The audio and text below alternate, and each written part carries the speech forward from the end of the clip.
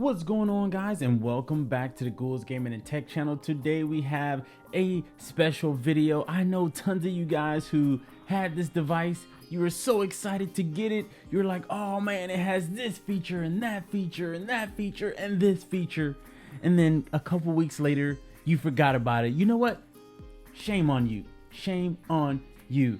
This phone has a lot to offer, and I don't want you guys to forget the marvelous, magnificent work of art that this thing is right here. So I just wanted to give you guys a pro tip on, certain random things when it comes to the phone.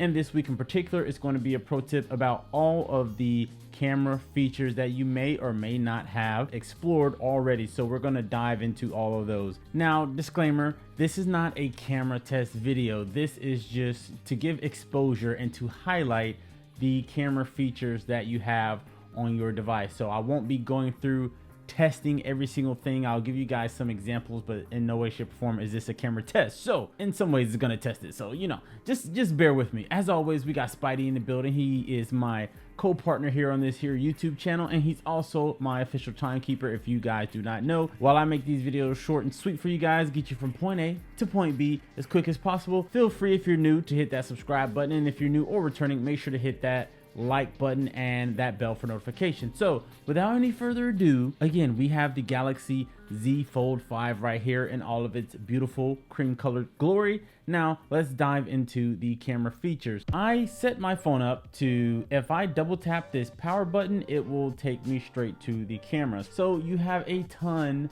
and when I say a ton of features. So let's go from top to bottom and we'll go right to left. Okay, so first things first is this right here. When you have the device open, it will give you this option, cover screen preview on. So while you're viewing something right here, or say you're using the camera on the other side, obviously it will show what you're viewing on this side. So if you're taking a selfie or whatever the case is and you want to use those rear cameras, it will show you what is in frame. So you can just set this up somewhere, know that you're using the more powerful cameras, and you will have that full preview right here. Now obviously that option is not available when you have the phone closed, but it will notify you if you want to use that feature to open the phone. So for example, let's close this up right here, and right here it says selfie at the top left. So if I click on selfie, it says open your phone to take selfies with the rear cameras, and now you can see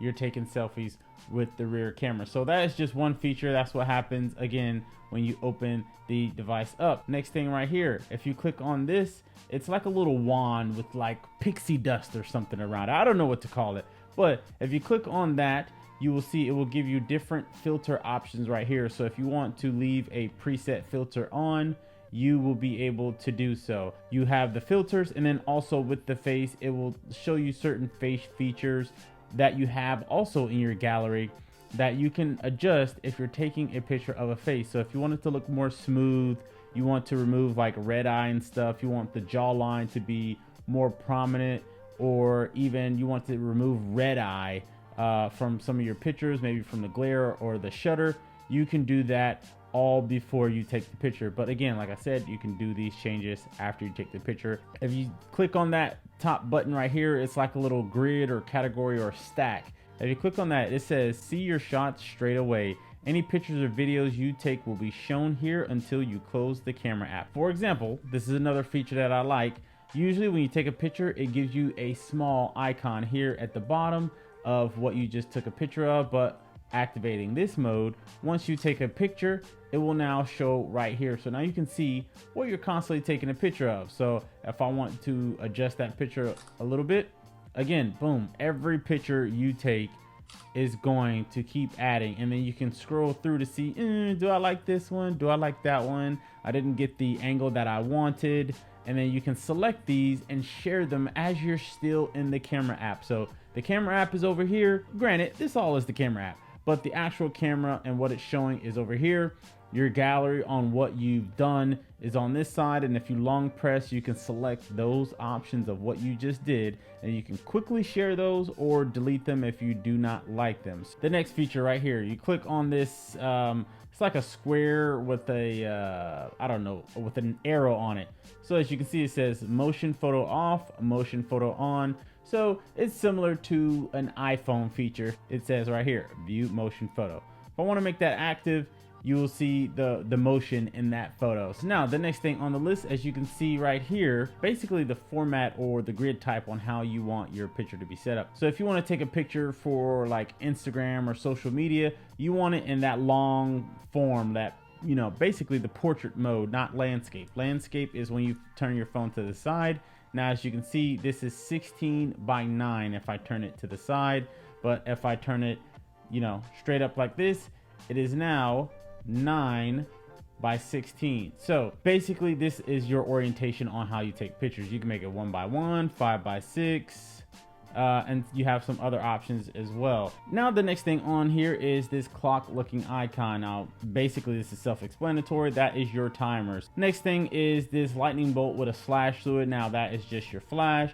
You have it off, auto, or always on. Up here you have this little mechanical wheel. Now that is your settings. There are going to be tons of settings that you can change. Screen optimizer, automatically optimize camera settings to make dark scenes look brighter, food look tastier, and landscapes look more vivid. Turn this on, it'll do some work for you so you don't have to do too much editing once you take the picture or even before you take the picture. Scan documents and text. I highly recommend you guys turn this on. I don't know about you guys, but I use this feature all the time, and I'll give you some quick examples on where you might want to use this. So say you get a receipt, you're trying to keep log of all your receipts for maybe your taxes. The camera alone will allow you to scan a document. All you do is hover the camera over said document. It will automatically adjust to what that document is, and it will kind of lay out a little grid on what the camera thinks the document is shaped. So to give you guys an example, say this is a document right here. If I wanted to scan this and say upload it to an email or save it in my notes, you just hover over it. It will give you like a little golden bar around it, and then all you do is press the T right there, and as you can see, this is the camera trying to scan this document. Now you can extract the text from that document, or you can just scan it as a normal document. And again, if it's not adjusted correctly to what the actual document is, you can always move these on how you want it to scan the document. So if there's some negative space in there that you want to remove, just feel free to adjust those edges. And then once you click save, it will be saved in your gallery as a document. So let's see. You click on the gallery right here, and you can see it only scanned that document. All the extra around it, it took it away. So I think that is an amazing feature if you scan documents often. Scan QR codes, that is very useful. You also have that in the drop down up here, so you can add that as a little icon in your desk up here of particular things that you want immediate access to. So right here, scan QR code, I already have that preset, so I turned it off because if I really need to do that, I'm not going to go straight to my camera. I'll just swipe down up here. All right, so if you're one of those people that really love this phone, you can turn watermarks on. Now me, this is not for me. I don't need every picture saying Galaxy Z Fold 5, but for example, I'll show you guys. If you turn it on, as you can see, it has a Galaxy Z Fold 5 marker right there, and it will show like, hey, what do you want it to show? You want the model name, the date, the time. You can have all that timestamp. All right, so if you go to advanced picture options, you have high efficiency pictures, save space by capturing photo mode pictures in high efficiency image format. Now, I don't care to use this because if my phone and this camera offers a particular feature and a certain resolution, I want that. I don't want to reduce the resolution and the quality of the image just to save some space. For all of you who take pictures and sometimes you have issues sharing them, you can see right here it says Pro Mode Picture Format. So if you want to change the format of how that file is saved, you can do that, and some of that will save you some storage or just make it easier to share later on. Video stabilization, obviously that's self-explanatory. You would always want that on. All right, tracking autofocus. Now this will keep the rear camera focused on the selected subject even if they move. Now if you're shooting a lot of action shots, you're moving a little bit but you're not moving too far, this tracking feature is super awesome, because if you move to the left, the camera will pan to the left and follow you, same, you know, whatever direction you come forward, back up, move to the right, it will follow you. So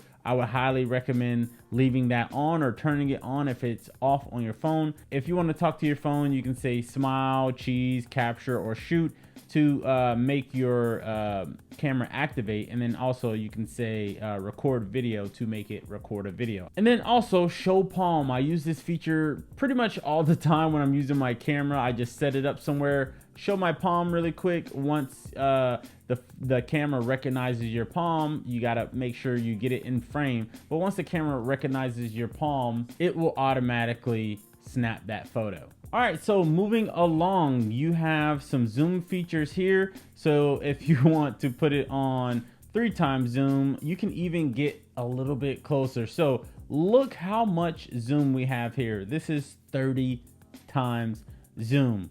Now this is super close, so it looks like a bunch of ants or bacteria or something running around on my table. That is not the case, but you just zoom out, like look how much this thing zooms in.